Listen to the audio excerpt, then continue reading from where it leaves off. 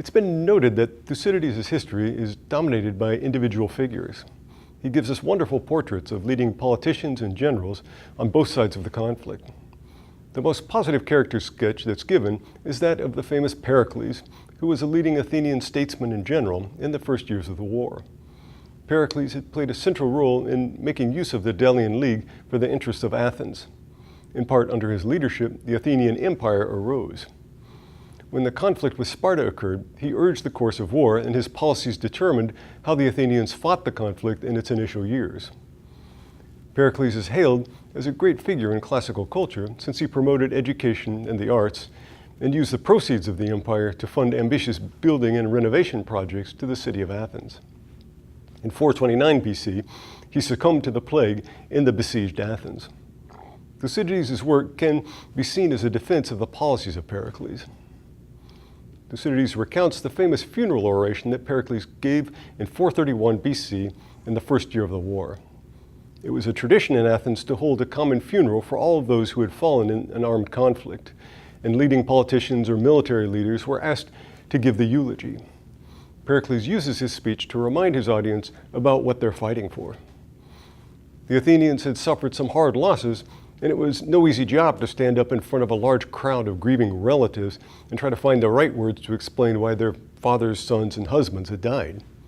In a sense, one could say that since he had urged the course of war, Pericles was using his funeral oration for ideological purposes, that is, to win continued support for the war effort at an emotional time when the resolve of the people was in danger of flagging. The speech is designed to evoke feelings of patriotism and loyalty to the state. It's, in many ways, an unqualified encomium for Athens and the Athenian way of life.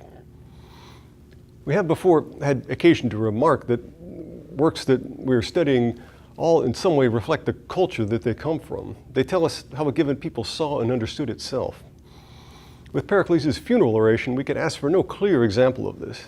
Indeed, one of the things that have attracted readers to this text is its clear formulation of what Athens stood for as a state, at least in its own eyes. But given the speech's obvious political agenda, we need to take its content with a grain of salt, since the picture of Athens that's presented is clearly highly idealized and ideologically invested. Pericles begins by mentioning the ancestors who made Athens what it was and passed it on to the present generation. In traditional cultures, the role of the ancestors was of supreme importance. They were regarded with great reverence, and their memories were actively kept alive.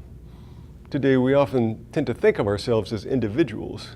We've worked hard and won our fortune on our own. In the ancient world, this was conceived very differently. The idea of individuality was less developed, and there was an acute awareness that whatever has been achieved so far was only made possible by the ancestors who had to work for it, without necessarily having the opportunity to reap the benefits personally. Pericles says the ancestors, quote, dwelt in the country without break in the succession from generation to generation, and handed it down free to the present time by their valor. He's proud of the fact that Athens represents a homogeneous people with a long, continuous history, in contrast to other states which had a larger number of immigrants and latecomers. He further celebrates the fact that, due to the efforts of the ancestors, Athens is now a free state. His focus then shifts to the more imperialistic angle, with the ancestors being praised for the fact that they created an empire. Quote, if our more remote ancestors deserve praise, much more do our own fathers, who added to their inheritance the empire which we now possess, and spare no pains to be able to leave their acquisitions to us of the present generation. Lastly, there are few parts of our dominions that have not been augmented by those of us here, end quote. In this respect, he's clearly lauding the Athenians past and present for their military prowess. The idea of an empire with the conquest of different peoples and the possessions of foreign territories is, for him, an obvious good for which they should be thankful. This then leads to a broader discussion of what, in Pericles' eyes, leads to the greatness of Athens. What national spirit or customs allowed them to be so successful? He begins by pointing out key features of the Athenian constitution, which, ever since Aristotle's work on the subject, has been regarded as so influential in the Western tradition.